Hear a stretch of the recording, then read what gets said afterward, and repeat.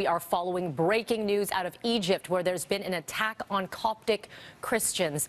So we are just getting this information into our newsroom now, hearing at least 23 people are dead, 25 injured after a gunman attacked a bus carrying Coptic Christians. It happened about 250 kilometers south of Cairo. The bus was on the way to a church. So far, there are no reports if the attackers got away. No claim of responsibility. Again, details are few at the moment, but of course, we will continue to follow this throughout the morning. Meantime, here at home from our streets, we are following a fatal shooting in Brampton. It happened around 10:30 last night. A man in his 30s shot on Desert Sand Drive near Sandalwood Parkway and Bramley Drive. He was rushed to a trauma center in Toronto, but died from his injuries. So far, there's been no arrest, and the only information on the shooter was that they may have left the scene in a dark-colored vehicle. Now, we are also following more breaking news, this time on the TTC.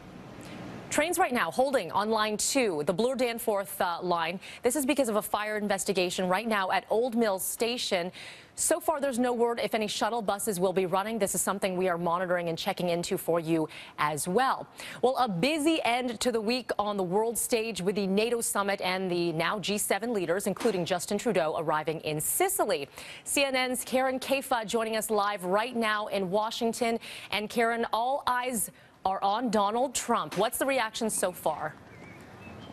Yeah, absolutely, Melanie. President Trump has met with all of these world leaders before, including Prime Minister Trudeau, but this is the first time he will do it in a group setting. And there are some general topics that these leaders are going to discuss, but there are also some specifics for the U.S. president, starting with what are his policies and positions on Russia. They've seen him talk about warmer relations between the U.S. and Russia, but European allies especially eye Russia very warily, especially since Russia got the boot from the G8. Now the G7 a couple of years ago after they invaded and annexed Crimea. They're also going to want to get a better sense of where he is on climate change. President Trump on the campaign trail talked about withdrawing the U.S., canceling the Paris Accords, and he's since talked a little bit less severe about that. But they're going to want to know if he plans to stay. Secretary of State Rex Tillerson said earlier this week that the president won't make a decision until he returns to the White House, so there'll be likely some discussions on climate change. Also, the backdrop of terror, with British Prime Minister Theresa May at that table, her country the victim of a terror attack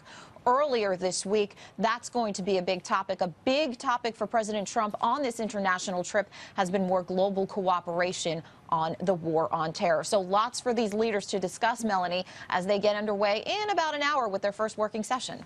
A lot to look forward to. CNN's Karen Kaifa, thank you so much for joining us this morning.